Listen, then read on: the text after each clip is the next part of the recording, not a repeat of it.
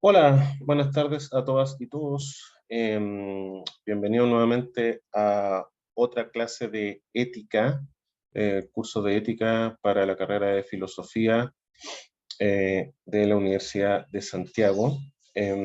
Bueno, voy a hacer esta grabación por una manera de complementar parte de lo que estamos viendo en las clases sincrónicas. Que tiene que ver con los antecedentes necesarios para poder entender y entrar a hacer una adecuada lectura de la Ética Nicómaco de Aristóteles, que es, como ya hemos dicho varias veces, la obra referente, la obra que vamos a tomar como referente de un periodo de la historia de la ética, que es el periodo clásico. ¿Ya? Bueno, espero entonces que esta clase les sirva como ayuda, digamos, para poder entender todas las distintas dimensiones que tiene el texto de el Estagirita. Ya, para empezar, retomamos un poco lo que habíamos señalado en estas clases iniciales. Es digamos, la tesis fundamental de que gran parte del vocabulario ético y el sentido que tiene muchos de los conceptos fundamentales con los cuales se trabaja en Ética Nicómaco eh, provienen, tienen su origen en la ética presente en la sociedad arcaica, en el ethos de la sociedad arcaica de los griegos, y esa ética, digamos, es la ética que uno podría llamar la ética heroica, la ética de los héroes, ¿no? De los héroes de estos mitos de la guerra de Troya, de la Odisea de Ulises, etc. Entonces estábamos viendo de alguna manera cómo una primera forma que adopta la ética es esta forma de la ejemplaridad, cómo a través del héroe, de alguna manera, se intenta plasmar una suerte de ideal de vida, una concepción de lo bueno, lo justo, que de alguna manera deberían compartir todos los griegos eh, bien nacidos, digamos, y que de alguna forma aspiraran a formar parte de su comunidad. Hay una explicación, digamos, cuando se ha observado este mundo, digamos, todo este imaginario que surge de los mitos griegos, eh, hay algunas explicaciones que uno podría llamar clásicas, ¿no? Donde en el fondo eh, ya en estas obras y en esta escena primordial que sería la guerra de Troya, estarían enfrentados de alguna manera la civilización, encarnada por supuesto a través de los griegos, versus el despotismo, que de alguna manera sería también una clave con la cual se ha visto muchas veces las guerras que llevaron a cabo los griegos contra los persas. Lo fundamental es que el hecho de la guerra en este mundo arcaico, ¿ya? Es de alguna manera, digamos, el conflicto es lo que impulsa el espíritu de estos pueblos, ¿ya? Hegel, que era un gran admirador, digamos, de este periodo de los griegos, piensa de que el conflicto es lo que va impulsando entonces a esta cultura y a partir de eso se va descubriendo la razón, ¿ya? La filosofía vendría a ser, ya cuando aparecen los primeros filósofos, las primeras reflexiones filosóficas, vendría a ser una expresión tardía de todo un movimiento en el que ya está, por así decirlo, en cierne en lo filosófico. Eh, la cultura, la antigua cultura de los griegos, todo este imaginario de los mitos y todo lo demás, fue fuertemente idealizado en el siglo XVIII, ¿ya? En realidad, esta idealización entonces es de alguna manera la que conecta a Grecia como el origen, digamos, de todo lo que podríamos llamar la civilización occidental, y que esa herencia pasa, por supuesto, a Roma y de Roma a Europa, y a su vez de ahí, digamos, se convierte en algo, un patrimonio mundial, ¿ya? Ahora, cuando hablamos de estos mitos, ustedes tienen que saber que estamos hablando de de algo que probablemente fue forjado en la Edad de Bronce. Ya en la Edad de Bronce empiezan a forjarse estos primeros mitos. La civilización más antigua que tenemos conocimiento nosotros respecto a los griegos era la civilización micénica, donde aparentemente estos mitos se cantaban, ¿ya?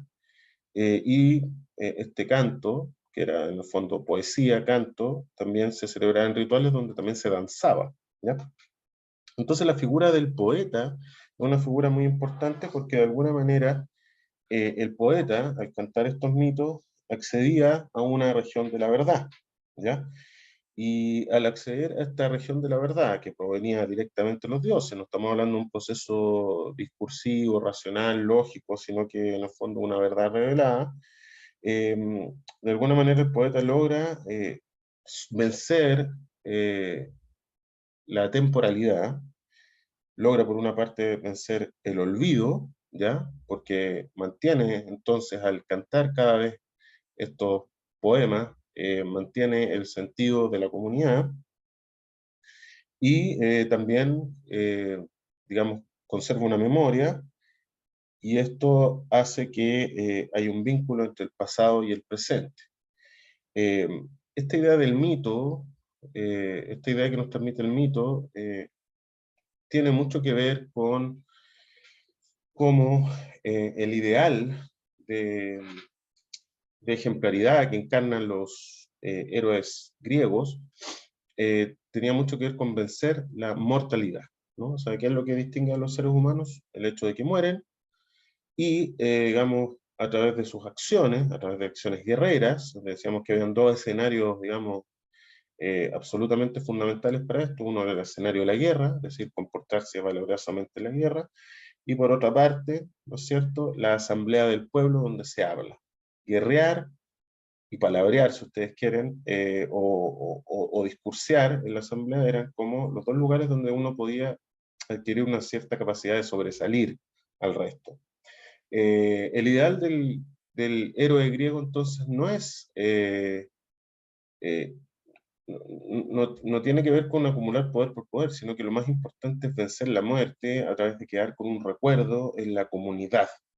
Y para que eso entonces tiene que realizar grandes acciones y en algún sentido despreciar el miedo a la muerte. Ya lo vimos con el caso de Aquiles, a partir de todo esto que nos cuenta Javier Gomá en su estupendo libro Aquiles en el Gineceo, ¿no? O sea, cómo él hace una lección respecto a que la única forma de lograr la fama y la gloria es renunciando a su inmortalidad de hijo de dioses, sumarse a una comunidad política, ¿ya? Y en el fondo dar la vida por esa comunidad política, pero con eso logra entonces la inmortalidad que consiste en quedar en el recuerdo, ¿no? En el recuerdo, en la memoria de los pueblos, y esta memoria para conservarse necesita entonces del poeta. La palabra, estamos hablando de culturas fundamentalmente orales, la palabra, ya, la palabra no solamente dice lo que es el mundo, sino que también es una palabra que es fundamentalmente acción. Decir palabras así como cuando uno maldice significa hacer cosas concretas en el universo social. Entonces, la palabra del rey, la palabra del profeta, la palabra del poeta, ¿ya? Rey, profeta, poeta, ¿ya? Son medios a través de los cuales podemos activar nuestra relación con lo divino, con lo sagrado, ¿ya? La verdad, por lo tanto, no está en los seres humanos, no está en la comunidad, sino que la verdad está en los dioses, que manejan el destino de los individuos y de la comunidad. Eh,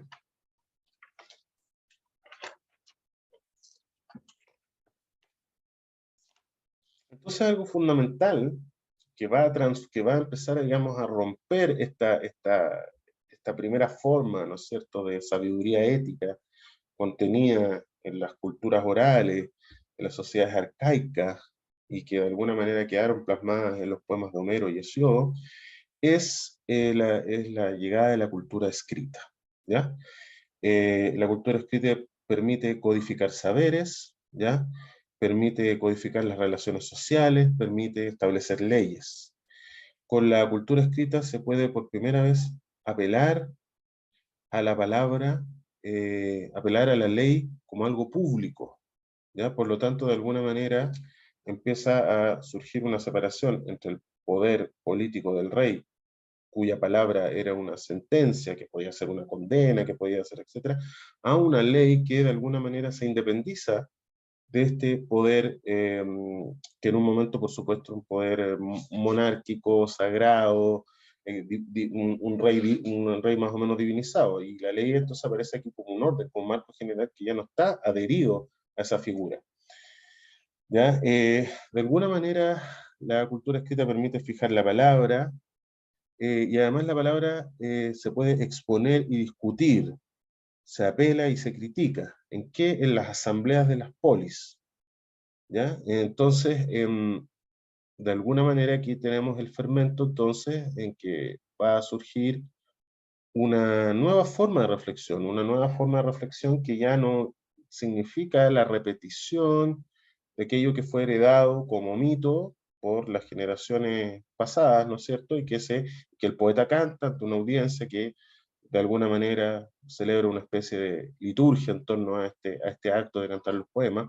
Y aquí tenemos entonces un escenario totalmente distinto, donde la palabra eh, ya se halla en cierta manera escrita y se discute en asambleas, ¿no? Este fenómeno de la palabra escrita va a ser muy importante para dar cuenta entonces del ambiente donde va a fermentar la filosofía.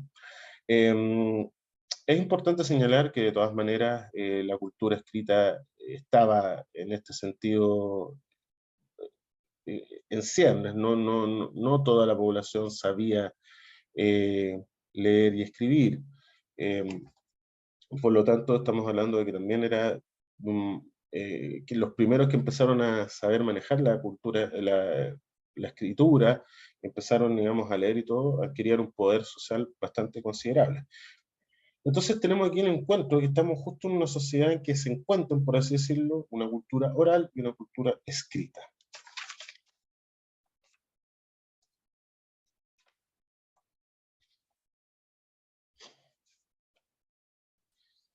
Eh,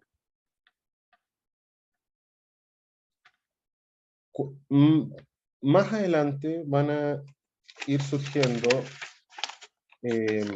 poco a poco nuevas formas en las que se va a manifestar de alguna, el sentido, ¿no es cierto?, de estas comunidades.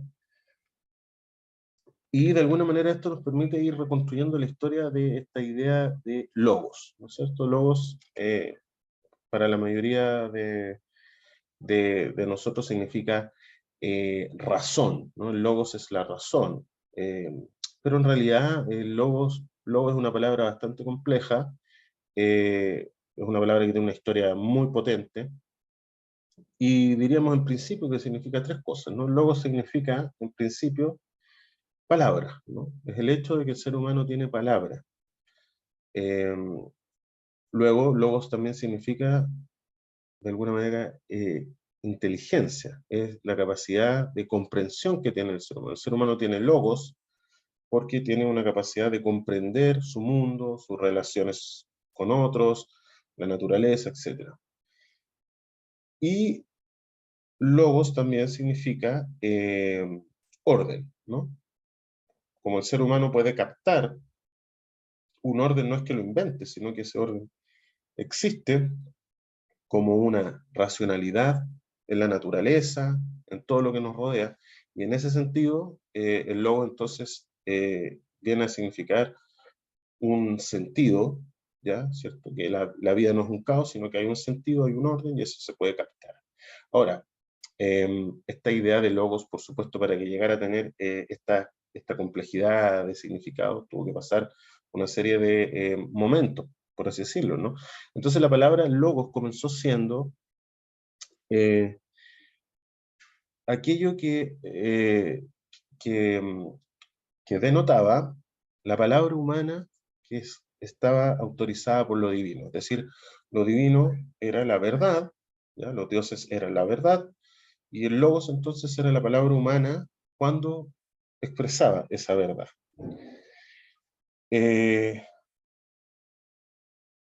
Va a surgir un movimiento, llamémoslo así, los poetas líricos, ¿no? Estamos hablando de Tirteo, Alcmán, Solón, ¿ya? Safo, Arquiloco, ¿ya? Un tipo nuevo de poeta, los poetas líricos, y los poetas líricos van a señalar de que en realidad ya logos no es simplemente la transmisión de lo divino, la expresión de lo divino a través de las palabras humanas, sino que la poesía es una forma de acceso a nosotros mismos, a los seres humanos, ¿ya?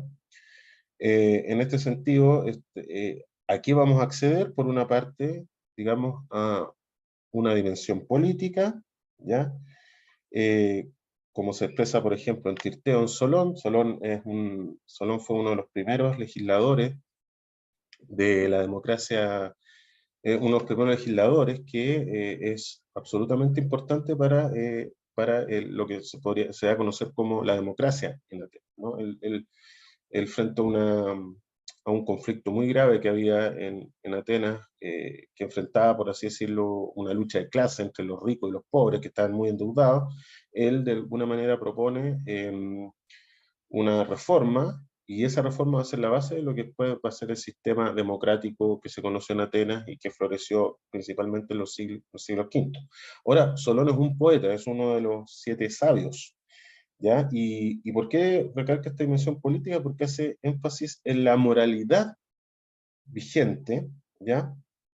Y de alguna manera da cuenta por qué es necesario eh, cantarle a estas costumbres, a estas tradiciones, porque de alguna manera están en crisis, ¿no? Entonces, estos poetas, cuando hablan de las costumbres, de la moral y todo, están dando cuenta, por una parte, afirmando de que es necesario que exista unas ciertas normas, unas ciertas reglas, unas ciertas tradiciones, unas ciertas costumbres, pero al mismo tiempo están situándose en un plano de un cuestionamiento, dado que ese orden está en crisis, ¿ya?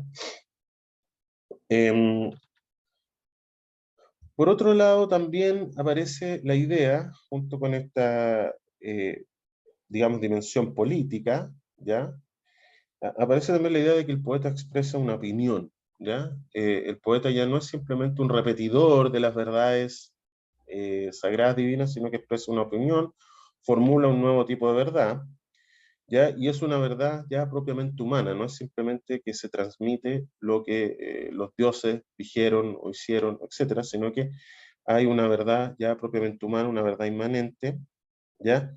Y de alguna manera también se puede expresar una suerte de crítica de la sociedad aristocrática que de alguna manera era la que estaba reflejada en los poemas de Homero y Hesíodo, ¿ya? Ahí está muy importante la figura de la poetisa Safo y Arquiloco, en el sentido de que rechaza los valores de la aristocracia guerrera, ¿ya? Y en este sentido ya estamos viendo una sociedad que está mutando, ¿ya? Y de esa mutación va a surgir, por supuesto, la filosofía, la sofística y, y ahí toda la tradición, la larga tradición que conocemos nosotros. Eh,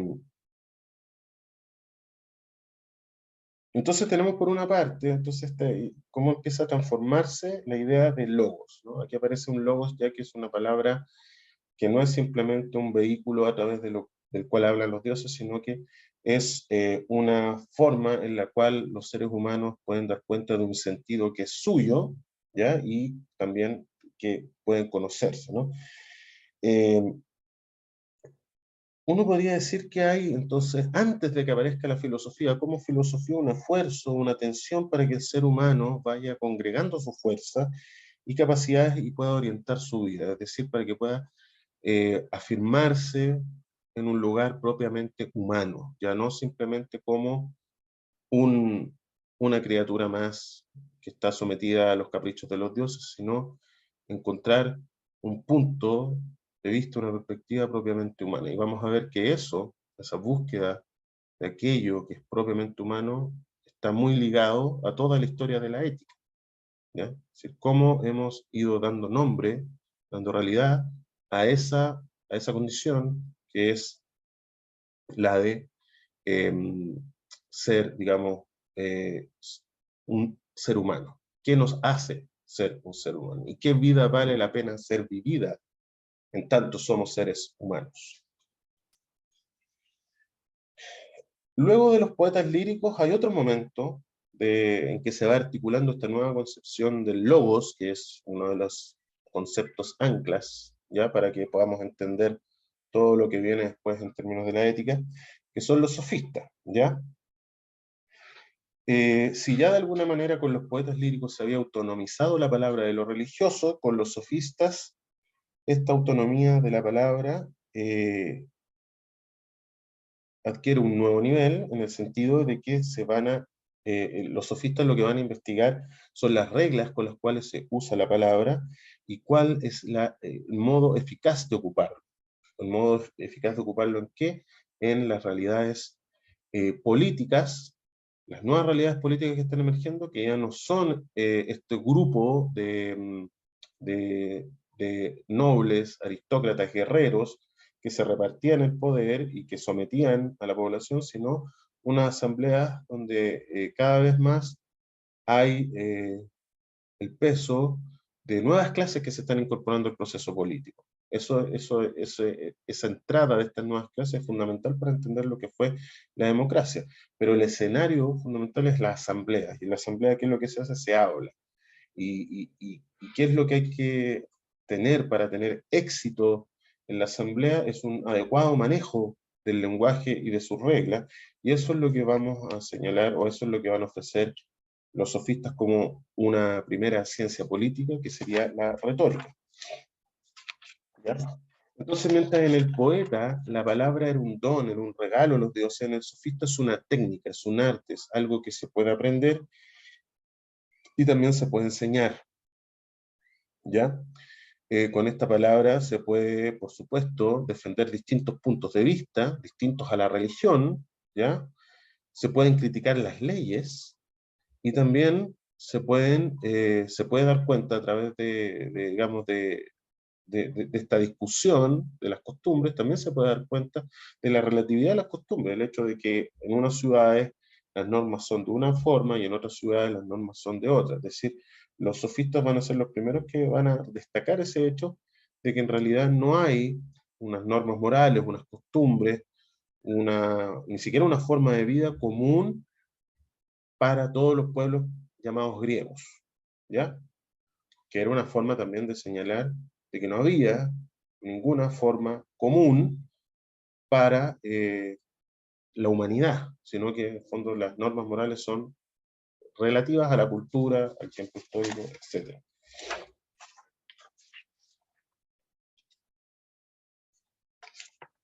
Entonces,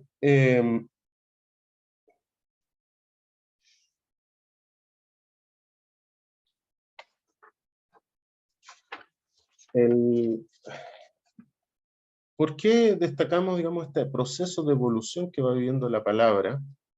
Porque la palabra ofrecía o sea, la tradición que cantaban los poetas, etcétera, ofrecía una suerte de certidumbre, ¿ya? Una suerte de lugar seguro, un resguardo en la comunidad, ¿no? La tradición de alguna manera permitía conservar una identidad, conservar unos ciertos valores, unas ciertas formas de entender una, una sociedad y su funcionamiento. Ahora la sociedad homérica era una sociedad profundamente jerárquica, ¿ya? La sociedad, digamos, griega arcaica era profundamente jerárquica, y toda su ideología, por así decirlo, estaba fundamentalmente marcada por lo que hacían las clases nobles, los aristócratas. Entonces los juicios morales estaban siempre en relación a una función social, ¿ya? De ahí, por ejemplo, que la palabra agatos, ¿ya? Que es una forma de alabanza, como cuando dice, oh, qué grande, qué bueno, lo que has hecho, etc. Decir agatos era una forma de alabanza, ¿no? Que pasó después en nuestro lenguaje a significar lo bueno, pero en particular agatos significaba lo que era de los nobles, ¿no? Era una alabanza, ¿ya? Respecto como cuando uno dice estupendo, excelente, no sé qué, era lo que hacían los nobles, ¿no? Y por lo tanto los valores, las cosas que se destacaban en los comportamientos tenían que ver con lo que hacían los nobles.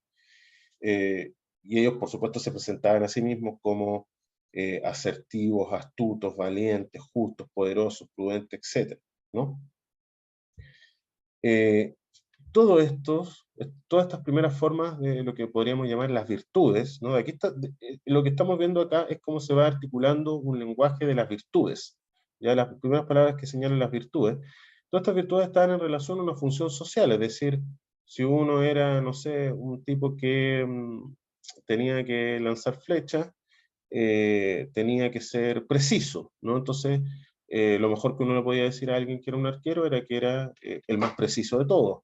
Si era un guerrero de infantería, tenía que ser arrojado, no tenía que tenerle miedo a las lanzas del enemigo, y por lo tanto, entonces, ahí surge la idea de una cierta arrojo, valentía, y así sucesivamente. Si era un general, un estratega, tenía que ser prudente, pero al mismo tiempo también tenía que ser sagaz, astuto, y ahí van surgiendo entonces todas estas palabras, ¿no? Van transformándose en las virtudes, en las formas excelentes de comportamiento que se transforman en ejemplos para el resto de la comunidad. ¿Ya? Entonces, la palabra virtud proviene de la palabra arete, que significa excelencia. ¿Ya? Y como decíamos, esta excelencia solo se pueden entender como deberes que estaban como una forma espectacular, óptima, sobresaliente de llevar a cabo unos deberes que estaban en relación con unas funciones sociales y un contexto que es una comunidad. ¿Ya? ¿Qué va a determinar la aparición entonces de una forma de ver las virtudes que ya no esté anclada en esta sociedad jerárquica, aristocrática, etc.? Bueno, una crisis, ¿no? Lo que va a haber es una profunda crisis, una crisis que tiene que ver con varios factores que iremos mencionando algunos de ellos, pero esta crisis se va a expresar en lo que un poeta justamente señaló como una característica de la época, por así decirlo, en la que van a haber Cacoy ricos y Agatos pobres. Es decir, van a haber eh, ricos mediocres, porque la palabra Cacoy, que es lo opuesto a Agatos, significaba mediocre, ¿ya?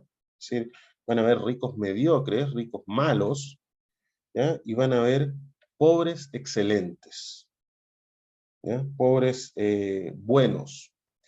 Esto va a querer decir entonces que hay ya en esta frase o en esta oración que nos regala Teognis de Megara, va a haber ya una idea de una crisis en la que las clases aristocráticas ya no son capaces de representar los valores que estaban presentes en su, su ética o sus costumbres, o llamémoslo, su ethos, ¿ya? Ya no son capaces de representar eso. Entonces hay una crisis, en lenguaje sociológico se llama una crisis normativa, ¿ya? Una crisis donde en el fondo se afirman cosas, sin embargo no se es capaz de cumplir con ese estándar, ¿ya? Y por supuesto surge una crítica que dice, esta gente se auto, digamos, nombra los mejores, los nobles, los puros, los no sé qué, y sin embargo no son capaces de estar a la altura de lo que es el sentido de nuestras costumbres, de nuestros valores, etc. Entonces en esta época estamos viendo que cuando el agatos, que significaba lo bueno en el sentido de la nobleza, acá el agatos empieza a transformarse simplemente en una cualidad asociada a pertenecer a un linaje. ¿Ya? Ya no era, digamos, el agatos el desempeño excelente de una función social, sino que era simplemente, digamos, lo que hacen los nobles, lo que hacen los aristócratas. Y arete, la palabra virtud, pasa a ser la idea de una cualidad moral separada de la función social, ¿ya? Es decir, con independencia de si uno es arquero, guerrero, caballero, no sé qué, eh, uno puede cultivar ciertas virtudes con independencia de esa función. Esto que estamos señalando acá, es el origen o es fundamental para lo que vamos a encontrar en Ética Nicómaco, la posibilidad entonces de una reflexión filosófica sobre las formas en las cuales podemos cultivar determinadas virtudes, aquí en la Quiebra del Ají, y digamos a partir de esas virtudes alcanzar una felicidad, ¿ya? Eh,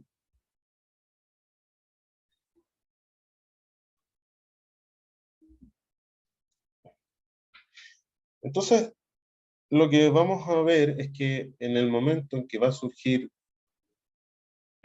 como una concepción rival a la poesía, van a surgir como una concepción rival la sofística y la filosofía. Este momento es un momento de crisis donde lo que vemos es que hay tradiciones que son incompatibles y antagónicas, ¿ya?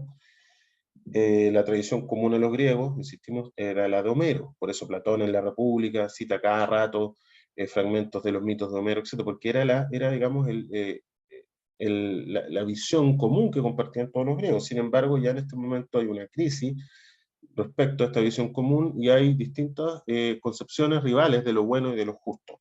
La, la, la, la cuestión de la justicia se vuelve una cuestión muy importante, ¿ya? Eh, porque, digamos, porque se empieza a cuestionar entonces si las costumbres que rigen a la sociedad son verdaderamente justas o si no lo son.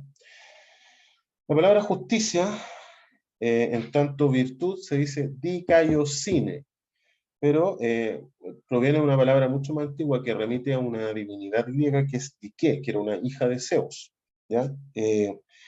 La idea de Dike, que ocupa, por ejemplo, Solón, este poeta lírico que hablamos hace unos momentos, la idea de Dike presupone que hay un orden fundamental que está estructurando la naturaleza y también la vida social.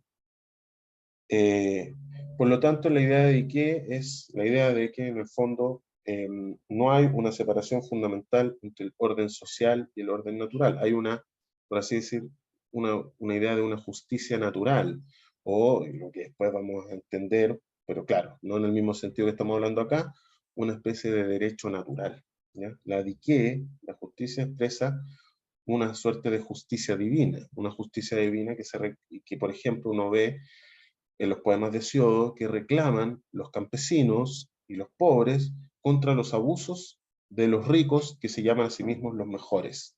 Esos abusos, ¿ya? Después digamos, van a convertirse en esclavitud de ciudadanos griegos en manos de estos nobles que se han vuelto corruptos. ¿Y qué es lo que reclama en el fondo el pobre que ha sido oprimido y que ha sido de alguna manera endeudado y esclavizado?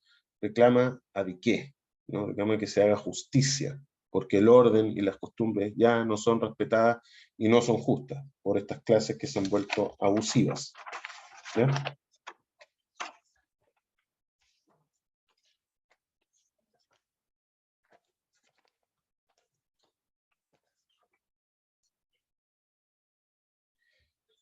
Cuando se habla entonces de diqué, se habla también de la existencia de un orden divino, ¿ya? De un orden cósmico, ¿ya? Un orden cósmico que está por encima, ¿no es cierto?, de cualquier de los reyes, de los nobles, de los poderosos, ¿ya? Y por lo tanto, este orden divino que proviene de Zeus, ¿no es cierto?, eh, rige también para los reyes, para los nobles, y pesa sobre ellos la exigencia de ser justos, ¿ya?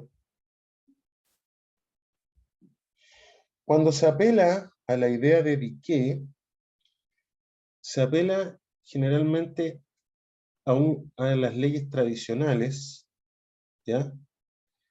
Que regulaban la vida dentro de las familias. Esas regulaciones esas costumbres que regulaban la vida dentro de las familias, se representaban con, también es una diosa, con Temis, ¿ya? Y las primeras leyes entonces tenían este carácter de ser leyes tradicionales que regulaban asuntos de familia, asuntos que estaban vinculados, directamente regulados por la religión, ¿ya? Eh, las, las leyes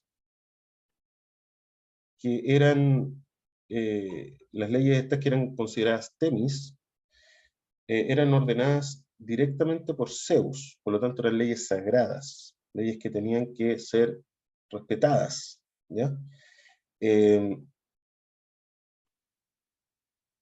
y que disponían de los adecuados órdenes que tenían que haber en lo privado, también en la relación con el poder, etc.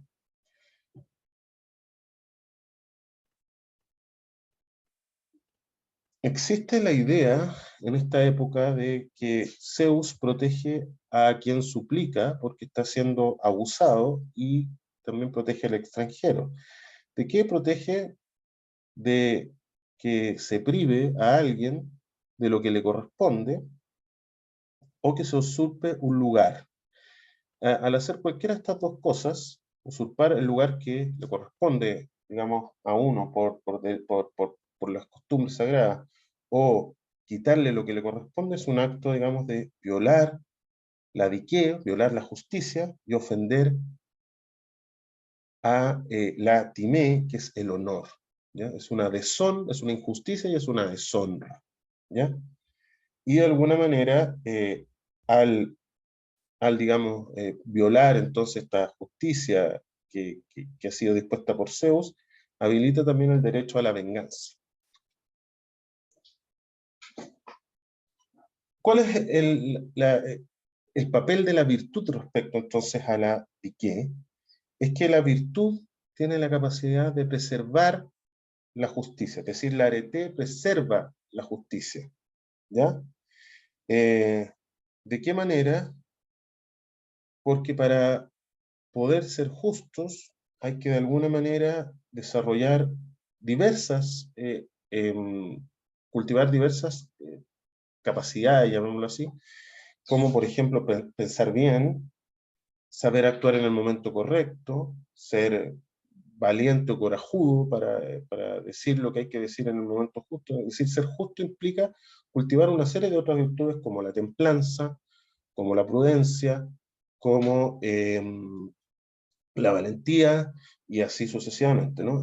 Cuando los griegos empiezan a identificar estos valores en todo este contexto de alguna manera que le estoy relatando de crisis, etc., va a surgir el lenguaje de las virtudes que vamos a encontrar plasmados en la ética anicómica. ¿Ya? Todavía falta para llegar a eso, pero de alguna manera vamos a encontrarlo ahí. Hay otra palabra muy importante que hay que aludir, digamos, acá, que es la idea de timos, ¿ya? Timos no es lo mismo que alma, porque alma es sige, pero alma es digamos, se apunta a un fenómeno mucho más general, ¿ya? En cambio, timos se habla de timos como aquella fuerza vital que te puede, que te impulsa en la vida, ¿no?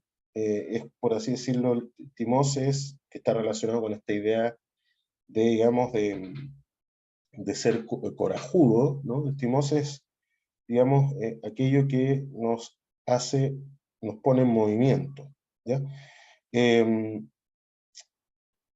el timos es esa parte pasional de los seres humanos que está justamente ligado, está vinculado a distintas emociones.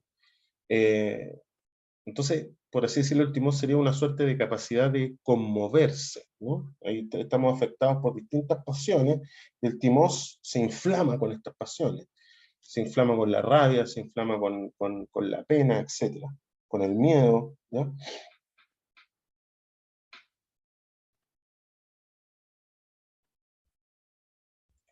Ahora, el timos es una parte que el que reclama ser bueno, ser agatos, no mantiene a raya o límite, no deja que el timos gobierne, ¿no es cierto? Entonces, aquí aparece una idea muy importante eh, de que la ética tiene que ver con una medida, ¿no es cierto? No se trata de negar, por ejemplo, ni las pasiones, ni negar la vida afectiva, ni mucho menos, pero tienen que tener una medida. Los excesos rompen la posibilidad entonces de poder ser realmente bueno y virtuoso, ¿no? Hay diversas formas en las cuales se va a intentar proponer una suerte de medida. Ahora, la que explora la filosofía es la idea de que en realidad es el pensamiento, el logos, el que tiene que dominar a este aspecto, dimensión del timos, ¿ya?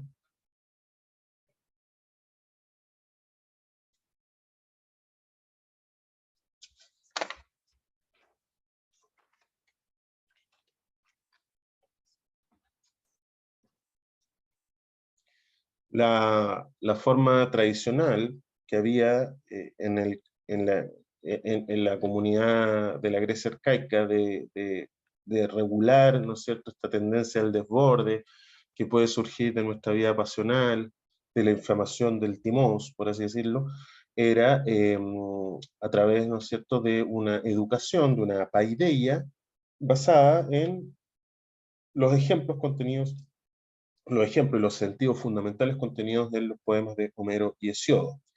Esto es importante, por ejemplo, cuando ustedes leen La República de Platón y hay toda una discusión en el libro tercero respecto a el rol de la poesía y todo lo demás, tiene mucho que ver en el fondo con un enfrentamiento con la paideia tradicional, pues, con el ideal educativo tradicional en el cual las historias de Homero y Hesíodo y los dioses y los héroes y qué sé yo, eran fundamentales para afirmar una cierta capacidad de formar ciudadanos adecuados para el tipo de sociedad que está, ¿no?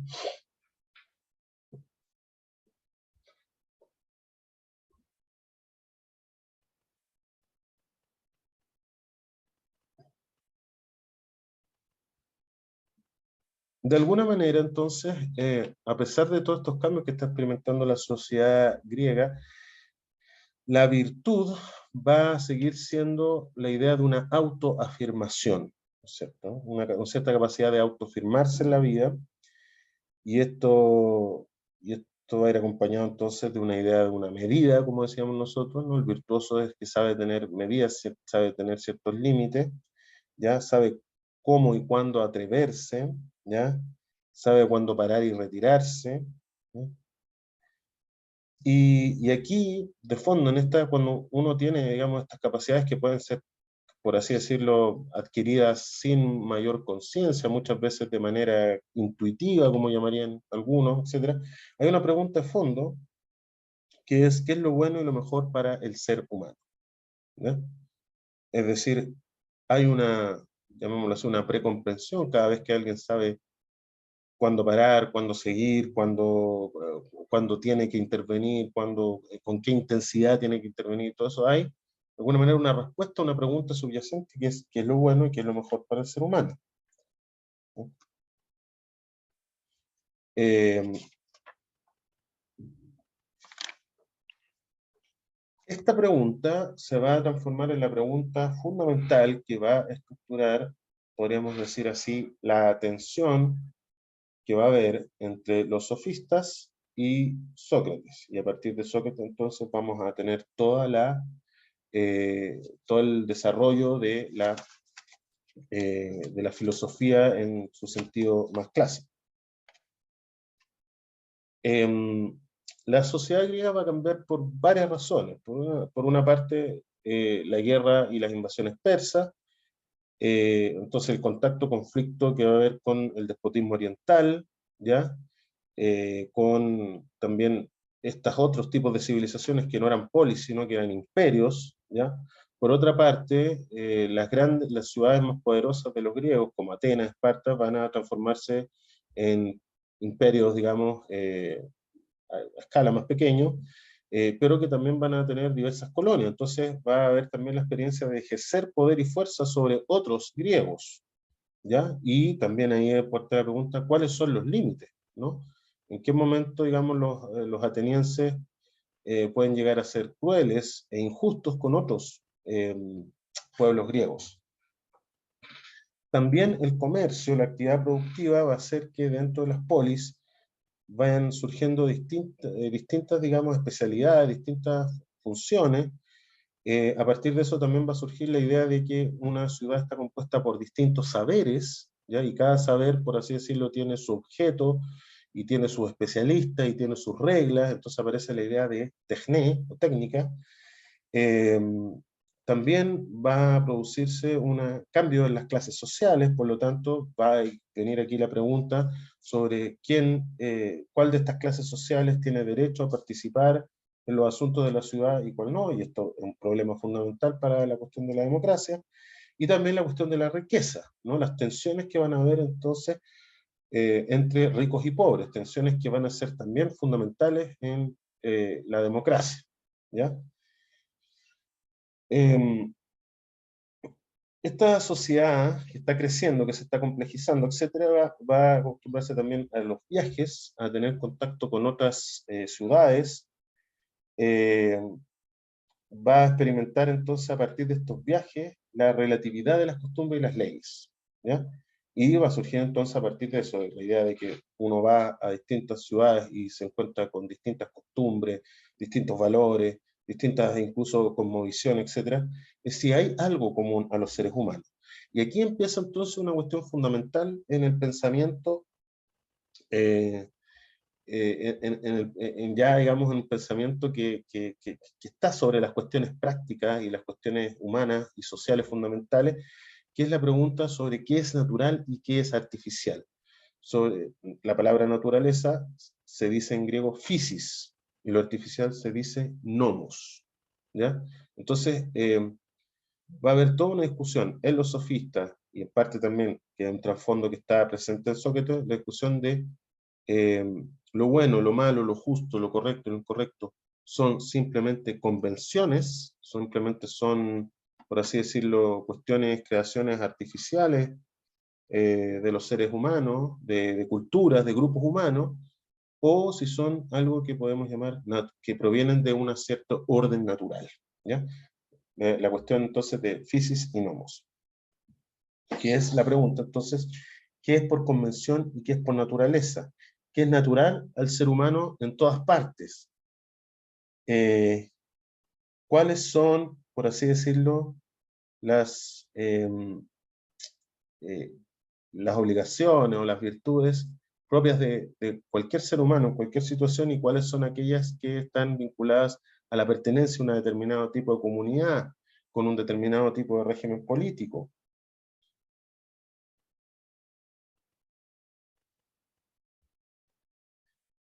Eh,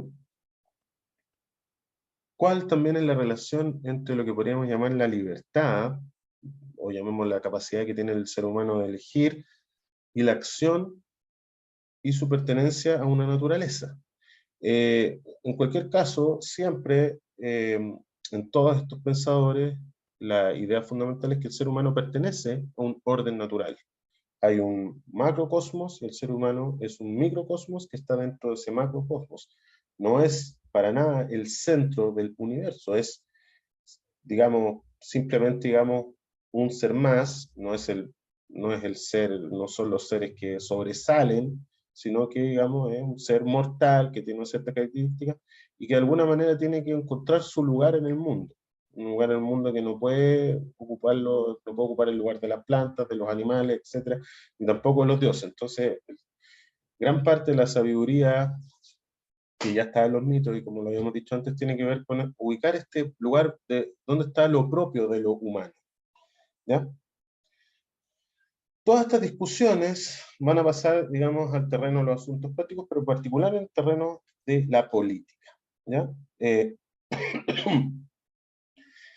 y van a surgir distintas concepciones respecto a cómo hay que organizar la sociedad, y en particular respecto al problema de lo justo, ¿ya? Eh, Primero, si hay una un tipo de sabiduría, un tipo de ciencia, un tipo de actividad propia que tenga que ver con la justicia. Los sofistas van a decir, bueno, la ciencia que permite organizar la política y que por lo tanto define lo que es justo o no, es la retórica, ¿ya?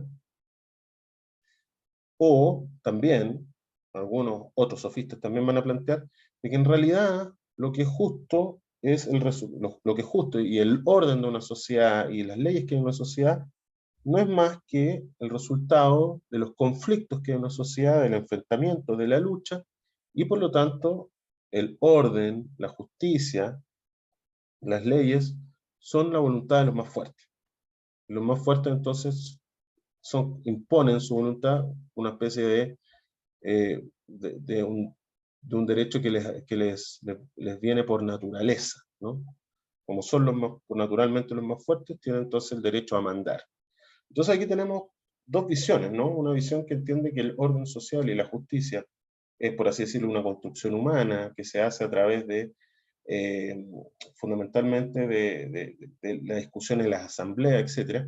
Y otro que sostiene que en realidad la política no es más que la expresión de una lucha, ¿ya? De una lucha donde prevalece naturalmente los más fuertes, y los más fuertes imponen sus condiciones a los más débiles. Estas concepciones, que nos pueden resonar hoy día muy modernas, fueron sostenidas por muchos sofistas en su momento. Ahora, frente a esto, ¿qué es lo que va a afirmar Sócrates? ¿Ya? ¿No es cierto? ¿Cuál es el personaje que aquí ya nos va a empezar a, digamos, a plantear una nueva etapa, ¿no? y una nueva forma de entrar a estos temas, que es Sócrates? Lo que va a plantear acá es que Sócrates, la justicia es un asunto del alma, ¿ya? La justicia es un asunto del alma, es una virtud, ¿ya?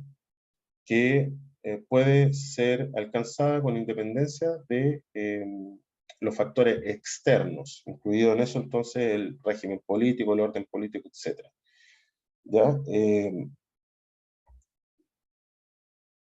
La, la justicia es una cuestión que se juega en el interior de cada ser humano y que tiene como instancia fundamental el hecho de la propia conciencia, ¿no es cierto? ¿No? Porque entonces, de ahí vienen todas las discusiones que vamos a encontrar en, por ejemplo, la República, cuando Sócrates, ¿no es cierto?, discute con Glaucón y Adimanto y Trasimaco respecto a qué es lo que vale la pena hacer en la vida, ¿no? ¿No es cierto? Injusto o justo. Y claro, Glaucón, Adimanto le dicen, mira, a los injustos les va bien, ganan dinero, tienen respeto, si son astutos y cometen crímenes y no los pillan, les va muy bien en la vida, pueden llegar a ser presidente de la República, etc. ¿No? Entonces, pues, ¿y qué le pasa al justo? Bueno, el justo en realidad termina siempre mal, le va mal en la vida, se aprovechan de él, no sé qué. Eh, eh, y esa discusión, entonces, lo que está detrás es la defensa de Sócrates de que en realidad, con independencia de las consecuencias externas, riqueza, fama, popularidad, belleza, no sé, imagínense todas las cosas, todos los bienes externos que puede traer la injusticia, lo más fundamental es lo que ocurre en el interior, en el alma. Y en esa alma no debiese estar afectado, digamos, la, eh, por la injusticia, porque arruina lo más valioso, ¿no? El alma es la parte más valiosa del ser humano.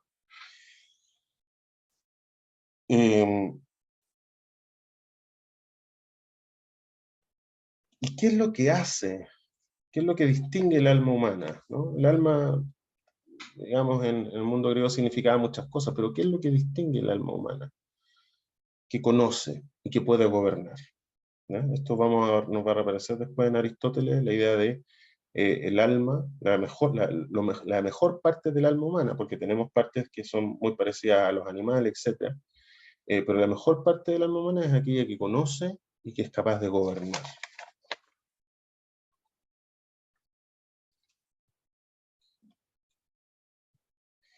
el alma es capaz de transformar los deseos, las aspiraciones y los hábitos del yo. ¿Ya?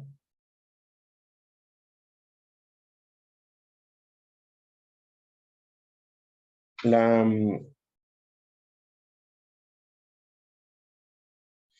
la idea, entonces, es que el alma tiene una función que le es propia, ¿no? ¿Qué es lo que distingue? A ver, digámoslo así. ¿Qué es lo que distingue al ser humano? Su alma. Y su alma ejerce una función. Y esa función, así como había funciones sociales que se podían cumplir bien o mal, es la función del alma, que tiene que ver con conocer, con gobernar, etc. Esa función del alma puede ejercerse bien o mal. Para eso entonces se va a necesitar un tipo de conocimiento específico para poder forjar esa alma y encaminarla a que cumpla bien su función. Y ese conocimiento que se necesita para poder forjar un alma de manera adecuada y que cumpla bien su función es la filosofía, ¿no? Eso es lo que va a venir a decir Sócrates. Entonces, frente a los sofistas, que frente, digamos, a la crisis de los poetas, digamos, de la poesía, frente a la crisis de la moral tradicional heredada de carácter religioso, que era esta moral homérica que cantaban los poetas, etcétera, frente a la crisis de la tradición, los sofistas quieren reconstruir un lenguaje moral coherente, ¿ya?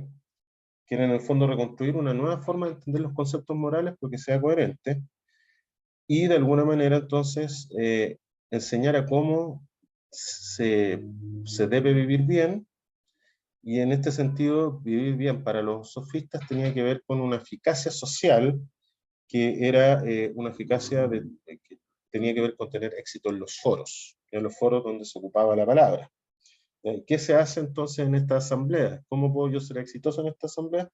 Tengo que tener una alta capacidad de convencer y agradar a través de la palabra, y para esto entonces tengo que adaptarme a las distintas, dependiendo de mi audiencia, entonces, a las distintas convenciones y opiniones generalizadas. Es decir, tengo que hablarle a las personas en términos, digamos, de aquello que de alguna manera ya están dispuestas favorablemente, como creencias, como opiniones generalizadas, ¿ya?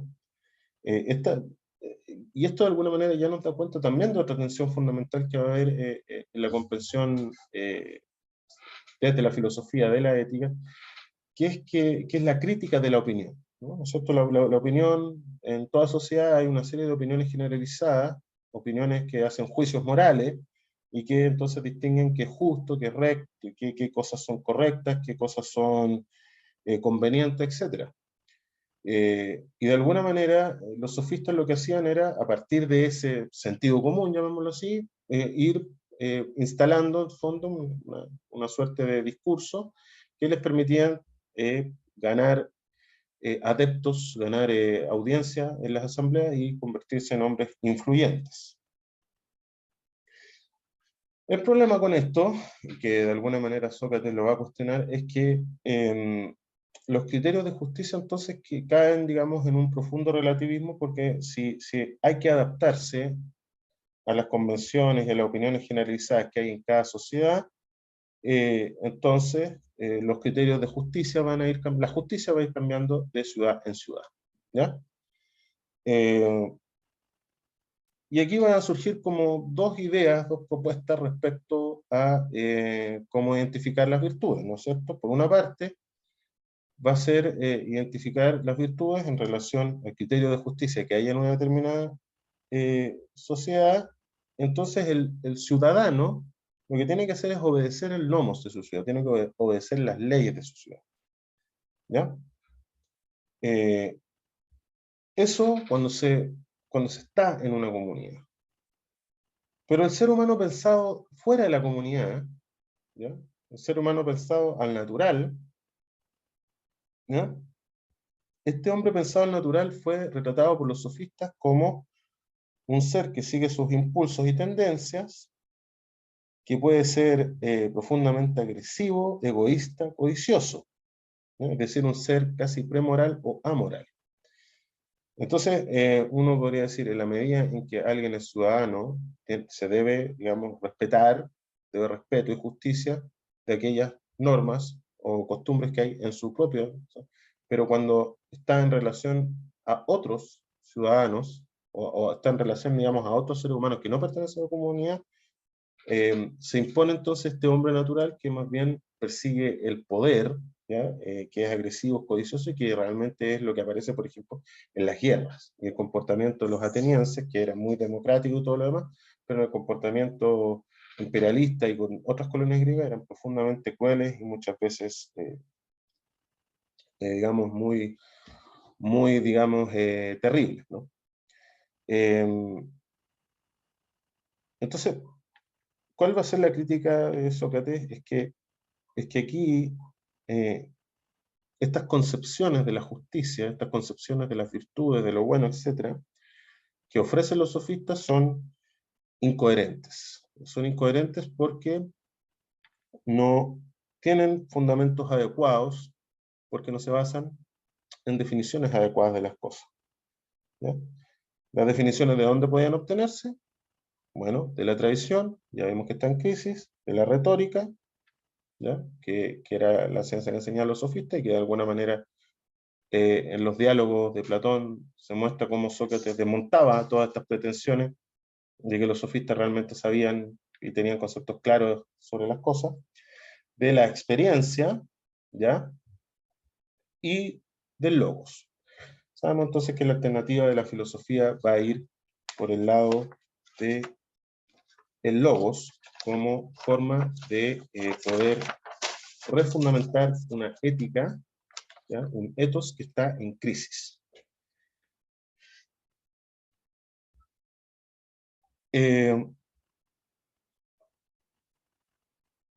Para el filósofo alemán Hegel, Sócrates representa un momento muy particular porque de alguna manera en este momento eh, Sócrates representa un individuo que perteneciendo a una comunidad, siendo de alguna manera un ciudadano leal a su comunidad, ya no siente que sus intereses coincidan con los intereses de la ciudad, ya no se siente completamente comprometido.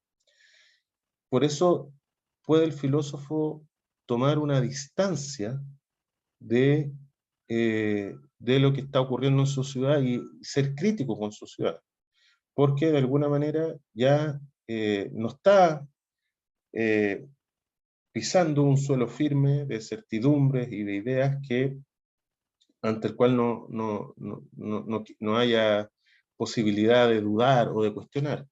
El filósofo socrático aparece justamente en una sociedad donde todo esto está en crisis y está siendo cuestionado, y donde existen múltiples, digamos, fuentes de sabiduría, como la retórica, etcétera, que están encontradas, se están enfrentando, y por lo tanto no se puede restituir algo así como un cierto sentido común. La filosofía nos va a decir, no puedes apelar a la tradición, a la religión, no puedes apelar a la retórica, eh, tienes que apelar al logos, ¿ya?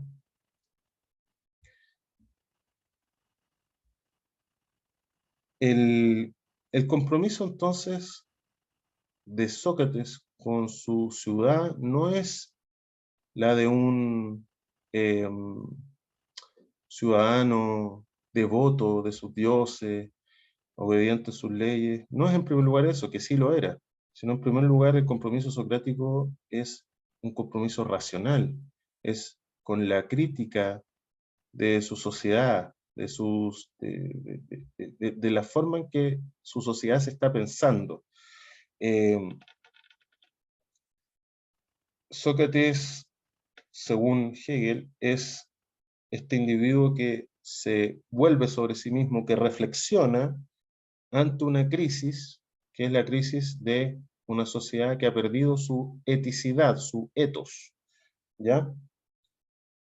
Y frente a esa crisis, entonces, lo que él va a intentar cultivar es una reforma moral desde el individuo y a partir de su razón. Es decir, la idea de que cámbiate primero a ti mismo, si quieres si quieres mejorar tu sociedad y cambiar tu sociedad, primero tienes que mejorar tú y cultivarte a ti mismo, ¿no? Esa va a ser, por así decirlo, la respuesta de Sócrates. Y lo primero que hay que examinar es a uno mismo, ¿no? Por ahí viene la palabra, una vida examinada no vale no digamos, no merece ser pena, no merece la pena ser vivida, ¿ya? ¿Y qué es el logos? Habíamos dicho entonces que el logos, porque digamos aquí entonces está la idea de que cámbiate a ti mismo para que luego cambie la sociedad, ¿no es cierto? Eh, Aquí aparece entonces la razón como el arte de una medida, ¿ya? La medida ya no la podemos sacar de la costumbre, no la podemos sacar de la religión. La razón es un arte de una medida, ¿ya? Pero para poder entender cuál es la medida del ser humano, dónde están los límites de lo que puede y lo que no puede, lo que le hace bien y lo que le hace mal, etcétera, lo que lo sana y lo que lo enferma, lo que lo hace florecer y lo que lo deteriora, hay que conocer la naturaleza del ser humano. ¿Y dónde está la naturaleza del ser humano? En su alma, ¿ya? En su alma, que va a decir Platón, tiene una parte racional y una parte irracional.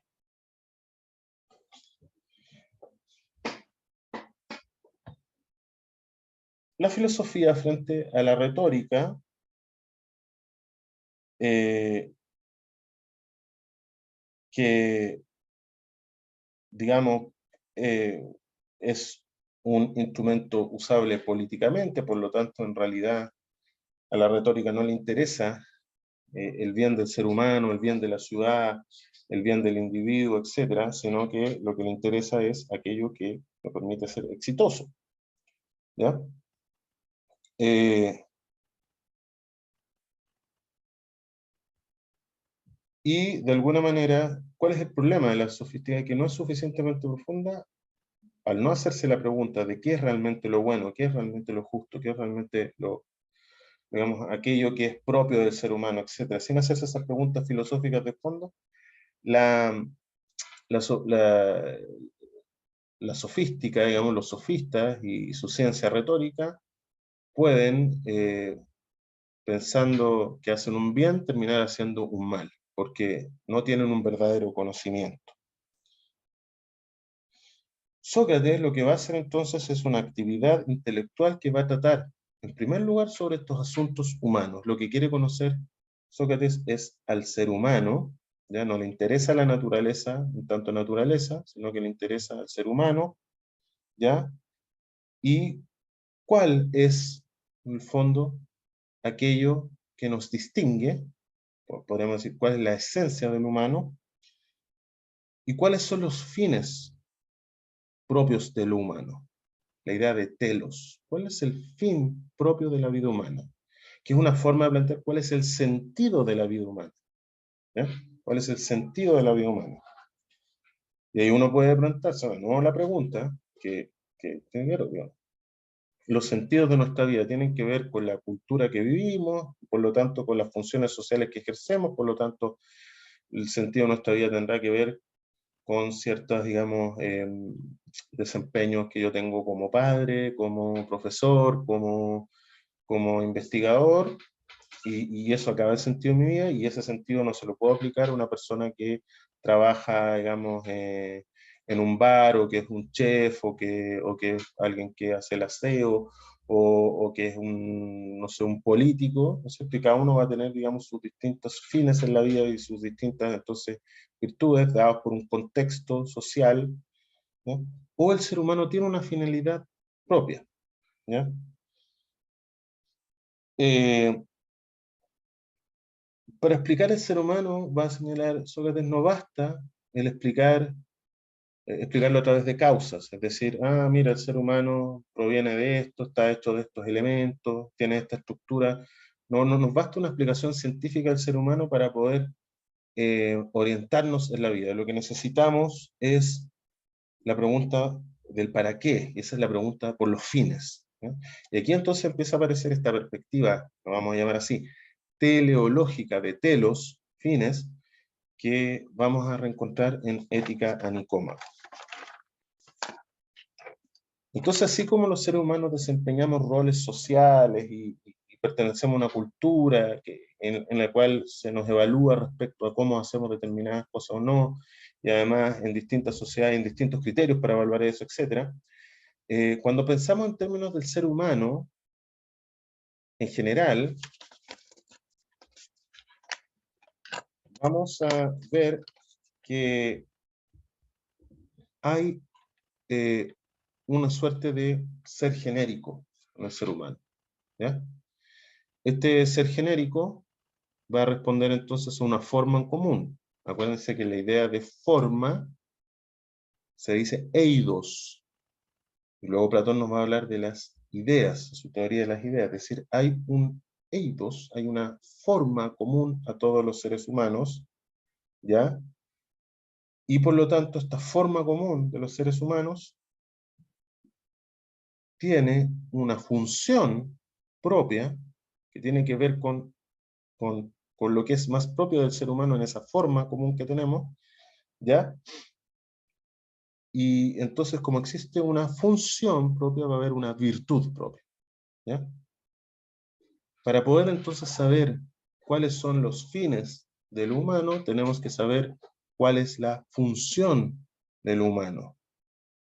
Y entonces, si sabemos cuál es la función del humano, entonces vamos a ver también cómo hacer bien esa función o hacerla mal, qué es aquello que nos permite cumplir bien esa función y qué es lo que nos aleja de esa función. Otra forma de decirlo, entonces, ¿cuál es la virtud propia del ser humano en cuanto ser humano? ¿Ya? Y no como soldado, como juez, como médico, como... ¿no? La virtud propia del ser humano en cuanto ser humano va a depender de lo que es propio del ser humano, ¿ya? Aquello, y lo propio del ser humano, aquello donde está su perfección y su bien, ¿ya? Lo propio del ser humano es aquello donde está su perfección y su bien, ¿ya?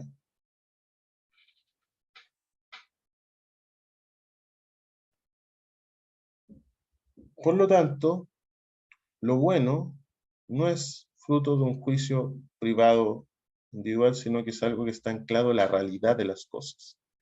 El ser humano tiene una forma tal que define lo que es propio para él, y en eso que es propio para él está aquello que es perfecto para él y aquello que representa el bien propiamente humano. Entonces, lo bueno existe, lo bueno es, por así decirlo, objetivo, real. El problema entonces, ¿cómo conocemos lo bueno? ¿No?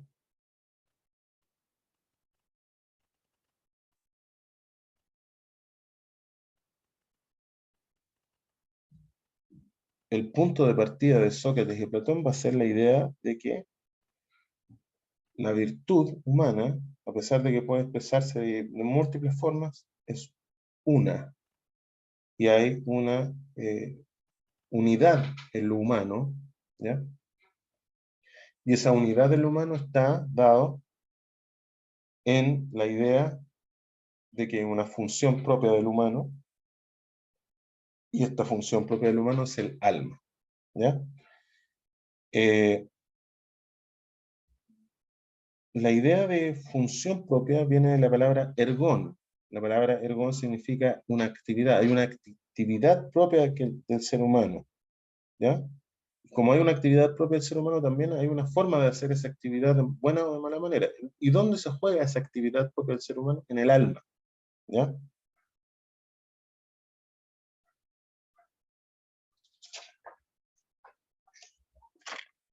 ¿Cuál es entonces la actividad del alma? Bueno, lo que señalábamos, conocer y gobernar, ¿ya? ¿Y qué es lo fundamental cuando uno, si la función propia del alma es conocer y gobernar, cuál va a ser la manera adecuada de conocer? La sabiduría, Sofía, la primera virtud. ¿Y cuál va a ser la forma adecuada de gobernar? La justicia, la dique, ¿ya? Toda esta meditación que que proviene de Sócrates y que ya empieza a estructurarse de una cierta manera, va a estar presente en Platón, ¿ya? Y de alguna manera vamos entonces a tener ya una primera gran respuesta filosófica eh, en, en la obra de Platón y asentada sobre estas ideas, ¿no es cierto?, de eh, que el ser humano tiene una naturaleza, esa naturaleza define lo que es propio, que tiene un alma, esa alma, ¿ya?, conoce y gobierna, y esas actividades se pueden ejercer con virtudes, ¿ya? Entonces, la gran pregunta es cómo llevar, la gran pregunta de Platón va a ser cómo llevar a todos sus conciudadanos a vivir virtuosamente, ¿no? Y bueno, vamos a tomarnos una breve pausa para ver qué es lo que propone el amigo Platón.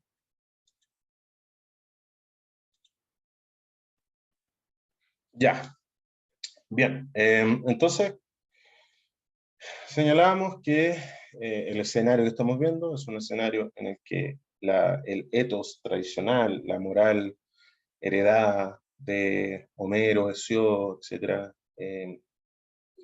y la sociedad, esa sociedad jerárquica, aristocrática, etcétera, se está de alguna manera está desapareciendo, ya no queda nada, digamos, ha cambiado la sociedad en su conjunto, pero empiezan a aparecer nuevas formas de saber que pretenden orientar la vida individual y colectiva, hacerse cargo de los asuntos prácticos ya más, ¿no?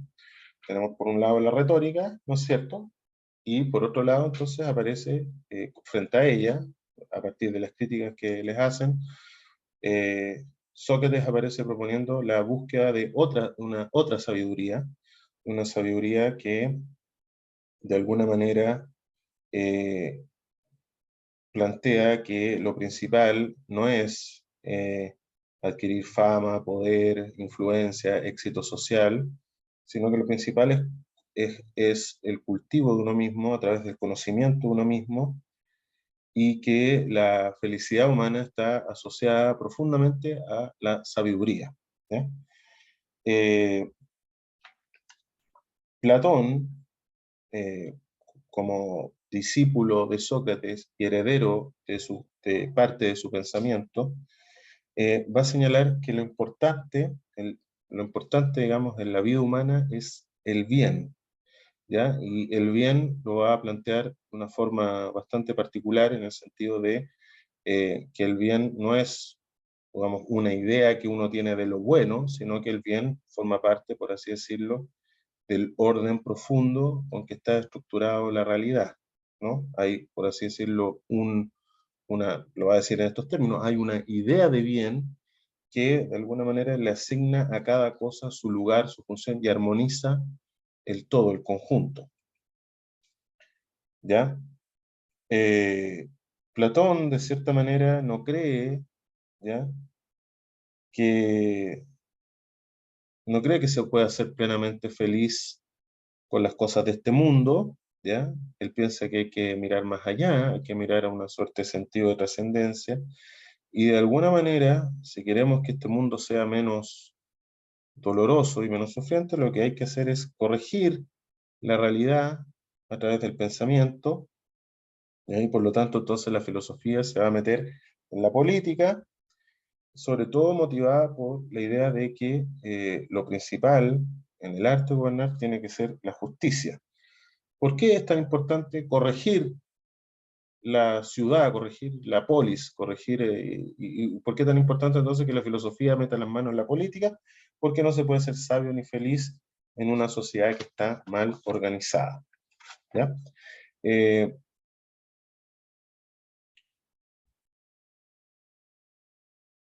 entonces, la vida del filósofo, ¿ya? Y de alguna manera Platón toma este motivo de Sócrates, no es simplemente ofrecerse como un ejemplo de vida ética, de cómo hay que vivir si uno quiere ser sabio, ¿ya? Sino que también el filósofo hace un servicio público que consiste en buscar el bien de la ciudad, un bien que se traduce en distintas palabras como prudencia, justicia, etc. Pero para eso primero hay que investigar en qué consiste ese bien y para eso hay que tener un conocimiento adecuado y una vía de acceso a esa verdad, ¿ya? ¿Cuál es la vía de acceso a esa verdad? Para Sócrates va a ser el examinarse a uno mismo, ¿ya? Eh, y el examinarse a uno mismo siempre va a ser por lo que uno podría llamar un ejercicio de conciencia, es decir, preguntarse si uno está obrando de forma justa o injusta cuando comete un acto, o si lo que hacen mis compatriotas es justo o no es justo. A partir de esa pregunta que se hace el filósofo, que se hace el ético, es donde de alguna manera se está buscando un tipo de sabiduría distinta, como señalábamos, a la que ofrecían los personajes poderosos de la época, los sofistas y la moral tradicional.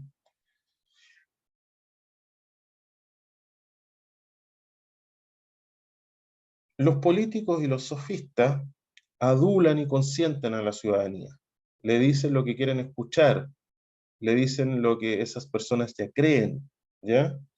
Eh, y de alguna manera vinculan entonces las opiniones, ¿ya? A aquellas cosas que proveen cierto tipo de placer, ¿no? La riqueza, la fama, el honor, ¿ya? Detrás de lo que dicen de alguna manera los políticos y los sofistas de la época de Platón está la promesa de una sociedad donde haya riqueza, fama y honor, y se meten al interés por la ciudad justamente buscando riqueza, fama y honor. ¿Qué es lo que ofrece Sócrates? El cuidado del alma. Ahora, ¿cómo se cuida el alma? Se cuida a través del diálogo, ¿ya? Un diálogo significa una palabra que es compartida, ¿ya? Que es intercambiada, y una palabra donde convergen dos pensamientos, dos seres pensantes, ¿no? ¿Ya? Y, ¿Y qué pone en juego el diálogo? O qué es lo que de alguna manera, sobre qué trata el diálogo? Sobre la virtud, sobre la inteligencia y sobre lo verdadero, ¿ya? Eh, sin, frente entonces a la retórica que habla en las asambleas y las persuade, ¿ya? A través de, las seduce, dicho de otra forma, a través de eh, hablarles en el idioma que conocen, apelando a los lugares comunes y además excitando las emociones y sobre todo aquellas relacionadas con el placer, la fama y el honor, el filósofo socrático entabla un diálogo con los ciudadanos, un diálogo de tú a tú, ¿ya? ¿Para qué? Para producir una reforma ética del ciudadano, eh, de una forma que en el fondo sería tratar de mejorar privadamente al ciudadano. Entonces aquí el filósofo socrático aparece como un conductor, un guía moral. Pero ¿qué es lo que va a sacar Platón de acá? Va a sacar la idea de que el cuidado del alma es el verdadero arte político. Si el cuidado del alma es el sentido de la ética para Sócrates, para Platón es el objeto de todo verdadero arte de gobernar.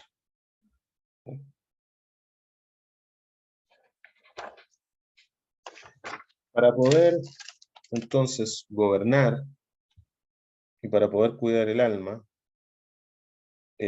a través de ya no corregir al individuo, sino a la ciudad, a través de la política, se necesita entonces un cierto saber, ¿ya? Un cierto saber que pueda conocer la verdadera naturaleza de las virtudes, ¿ya?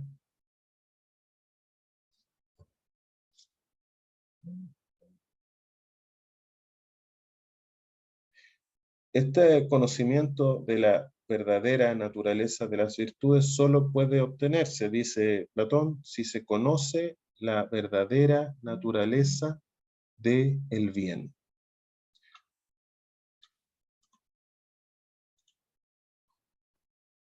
Decíamos entonces que Platón sostenía que para poder corregir la ciudad a partir de un verdadero arte de gobernar preocupado de la justicia, era necesario el conocimiento del bien.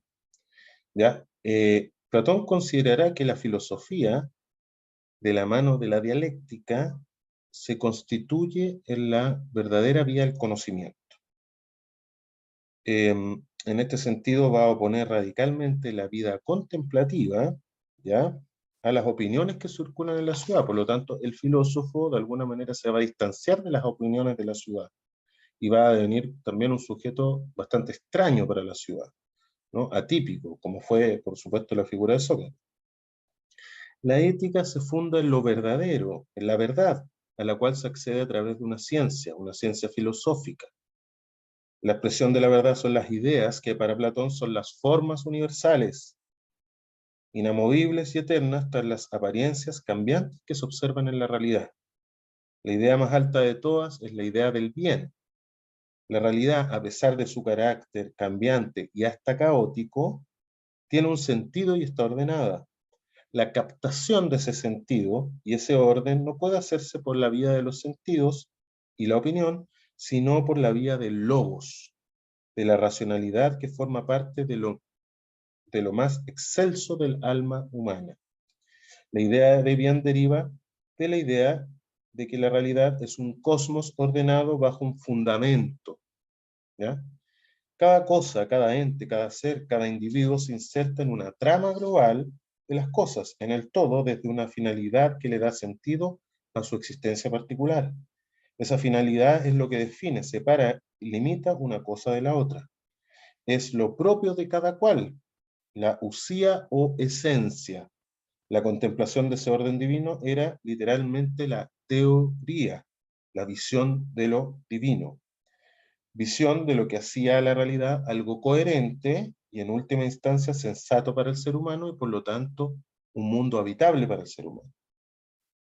Platón enfatiza que no se puede vivir bien si no se conoce esta estructura profunda y verdadera de las cosas que, como señalábamos, no es inmediatamente visible. Lo propio del ser humano reside en su alma, la que está compuesta de tres fuerzas: el alma apetitiva, el alma corajuda y el alma racional. El camino de la sabiduría consiste en ordenar bien el alma, para lo cual se requiere sobre todo conocimiento del bien humano en general. El bien humano es la virtud, es decir, que el alma ejecute bien la función que le es propia acorde a lo mejor de ella, y lo mejor del alma es su lado racional, lo que Platón llamaba la psique logisticón. En la condición humana conviven entonces lo racional y lo irracional. La excelencia moral tendrá que ver con la armonización de distintas fuerzas y capacidades que circulan por el alma humana. Cuando los apetitos y las pasiones se ponen bajo las órdenes de la razón, se pueden alcanzar las metas y se puede gobernar la propia vida. El sabio se autodomina, se autogobierna y por lo tanto es autosuficiente y libre. El bien, por lo tanto, deberá traducirse en una vida feliz, realizada, plena en el sentido de desarrollar lo más alto del ser humano. El sabio va a tener que distinguir entre los placeres puros e impuros.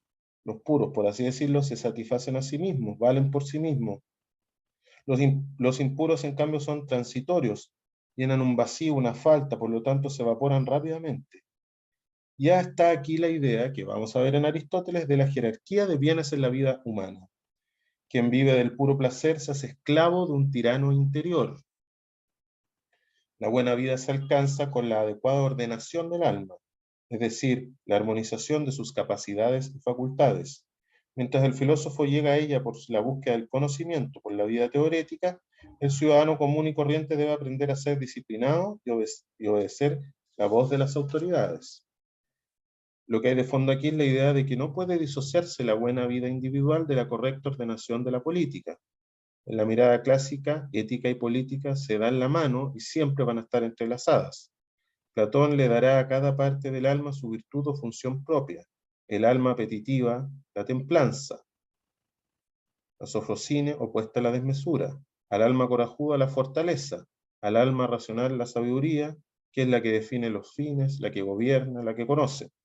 Finalmente, la justicia será la virtud que trae la armonía al alma como un conjunto, y en el terreno político la justicia será la virtud que permite la conservación de la polis y lo que evita su ruina. Está, digamos, de más decir, y para terminar ya esta clase introductoria, que justamente el objeto de la justicia va a ser, digamos, parte de dos de las obras fundamentales de Platón, la República y las leyes, que es una obra mucho más tardía y antigua.